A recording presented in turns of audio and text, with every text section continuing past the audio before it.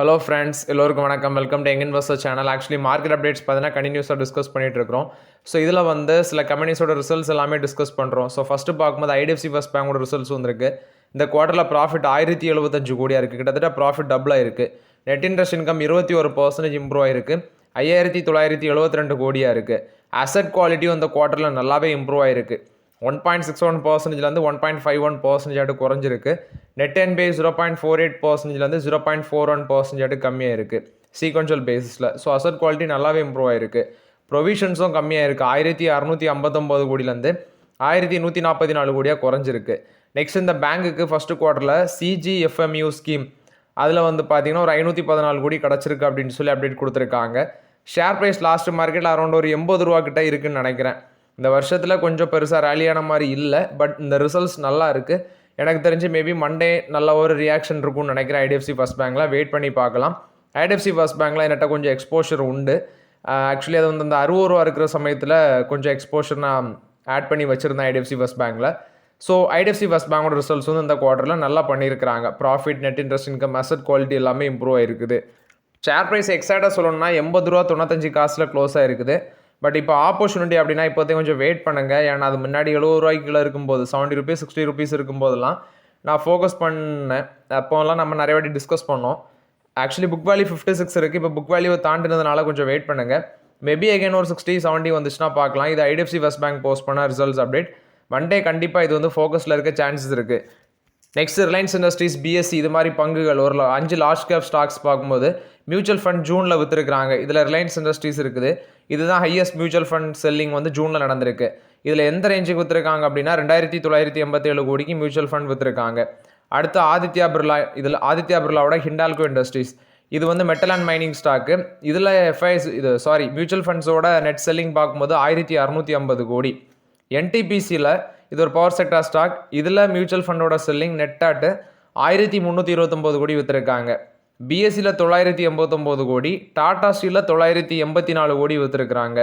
So ஓவராலாட்டு இந்த 5 ஸ்டாக்ஸ்லையுமே பார்க்கும்போது இதெல்லாமே லார்ஜ் கேப் ஸ்டாக்ஸ். இதில் மியூச்சுவல் ஃபண்ட் பார்த்தீங்கன்னா ஜூனில் நான் சொன்ன ரேஞ்சில் அவங்களோட டைல்யூஷனை பண்ணியிருக்கிறாங்க. டிசிபி பேங்கோட ரிசல்ட்ஸ் வந்திருக்கு. 35% ப்ராஃபிட் இன்க்ரீஸ் ஆயிருக்கு இந்த குவார்ட்டரில். ஆக்சுவலி ப்ராஃபிட் 213 கோடியாக இருக்குது. இதுவும் இன்க்ரீஸ் ஆயிருக்கு. Plus net interest income 17% increase ஆயிருக்கு. 684 கோடி. அசட் குவாலிட்டி சீக்வன்ஷியல் பேசிஸில் இம்ப்ரூவ் ஆயிருக்கு. 2.45%லேருந்து 2.43% குறைஞ்சிருக்கு. நெட் என்பே 0.89%லேருந்து 0.84% குறைஞ்சிருக்கு. ப்ரொவிஷன்ஸும் 115 கோடியிலேருந்து 57 கோடியாக குறைஞ்சிருக்குது. அது மாதிரி 69 கோடியிலேருந்து 57 கோடியாக குறைஞ்சிருக்கு. 200 பேசிஸ்லையும் குறைஞ்சிருக்கு, குவார்டர் அண்ட் குவார்டர் பேசிஸ்லையும் குறைஞ்சிருக்கு. அட்வான்சஸ் நீ பார்க்கும்போது 17% இன்க்ரீஸ் ஆயிருக்குன்னு சொல்லியிருக்காங்க. டெபாசிட் 20% இன்க்ரீஸ் ஆயிருக்கு. Capital adequacy ratio under Basel 3 norms பார்க்கும்போது 17.03% இருக்குதுன்னு சொல்லியிருக்கிறாங்க. ஸோ ப்ராஃபிட் ஆஃப்டர் டேக்ஸில் அவங்களோட லெவல் ஆஃப் ப்ராஃபிட்டபிலிட்டி 36% அந்த ரேஞ்சில் இருக்குது. ப்ரொவிஷன் இயர் பேஸ்லேயும் டவுன் ஆயிருக்கு, குவார்டர் அண்ட் குவார்டர் பேஸ்லேயும் டவுன் ஆயிருக்கு. அது மாதிரி கிராஸ் என்பியும் குறைஞ்சிருக்கு, நெட் என்பியும் குறைஞ்சிருக்கு. நெட் இன்ட்ரெஸ்ட் இன்கம், நெட் ப்ராஃபிட்லாம் டீசெண்டாட்டு ஒரு இம்ப்ரூவ்மெண்ட் இருக்குது. ஸோ ஓவராலாட்டு டிசிபி பேங்கோட ரிசல்ட்ஸும் பார்க்கும்போது நல்லா தான் பண்ணியிருக்கிறாங்க. அதானி எனர்ஜி சொல்யூஷன்ஸ் 8500 கோடி ஆந்திர பிரதேசில் டிரான்ஸ்மிஷன் ப்ராஜெக்ட் வின் பண்ணியிருக்கிறாங்க அப்படின்னு சொல்லி அப்டேட் கொடுத்துருக்காங்க. இது அவங்களோட green hydrogen, green ammonia plant வைசாக்ல பார்த்தீங்கன்னா அந்த பவர் டிமாண்டுக்கு ரொம்பவே யூஸ்ஃபுல்லாக இருக்கும் அந்த ப்ராஜெக்ட் அப்படின்னு சொல்லியிருக்கிறாங்க. இது அதானி எனர்ஜி சொல்யூஷன்ஸ் கொடுத்த அப்டேட்டு. லாரஸ் லெபார்ட்ரிஸோட Q1 ரிசல்ட்ஸ் இந்த குவார்ட்டரில் ப்ராஃபிட் 126% இன்க்ரீஸ் ஆயிருக்கு. 368 கோடியாக இருக்குது. குறிப்பாட்டு அவங்களோட சிடிஎம்ஓ பிஸ்னஸில் நல்ல ஒரு இம்ப்ரூவ்மெண்ட் இருந்திருக்கு. ரெவன்யூ ஃப்ரம் ஆப்ரேஷன் 29% இன்க்ரீஸ் ஆயிருக்கு. 2026 கோடியாக இருக்குது. எபிட்டா 66% இன்க்ரீஸ் ஆயிருக்கு. 644 கோடியாக இருக்குது.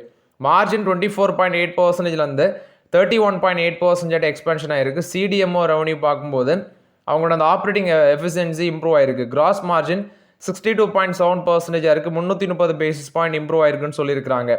ப்ராஃபிட் பிஃபோர் டேக்ஸ் 481 கோடியாக இருக்குது. சிடிஎம்ஓ டிவிஷனோட ரெவன்யூ பார்க்கும்போது 67% இன்க்ரீஸ் ஆயிருக்கு. 870 கோடி.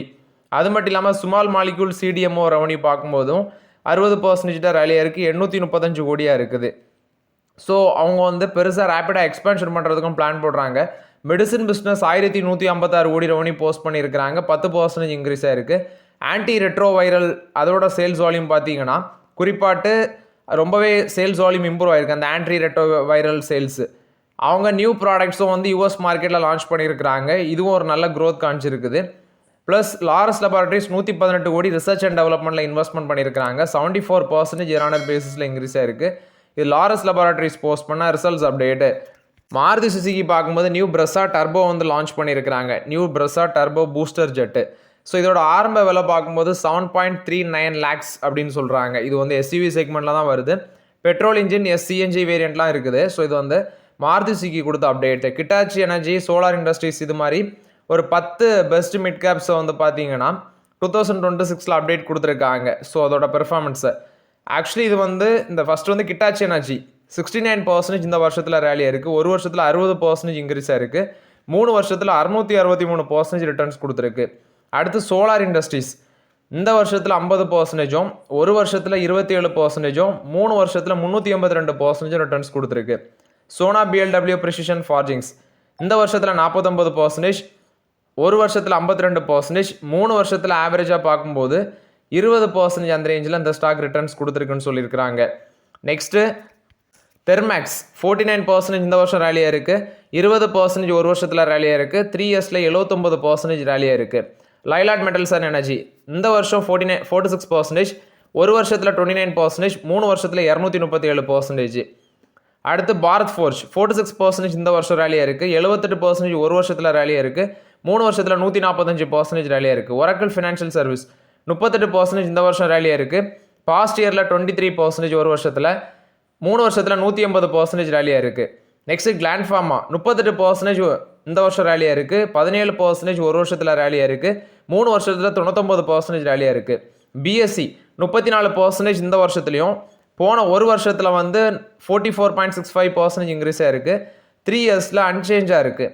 CG power and industrial solutions இந்த வருஷத்தில் 33%, ஒரு வருஷத்தில் 30%, 3 வருஷத்தில் 116% ரேலியாக இருக்குது அப்படின்னு சொல்லி அப்டேட் கொடுத்துருக்காங்க. ஸோ இந்த ஸ்டாக்ஸ் எல்லாமே பாஸ்ட் 1 இயர் ப்ளஸ் 3 இயர்ஸில் நல்ல ஒரு ரிட்டர்ன்ஸ் கொடுத்துருக்கு அப்படின்னு சொல்கிறாங்க.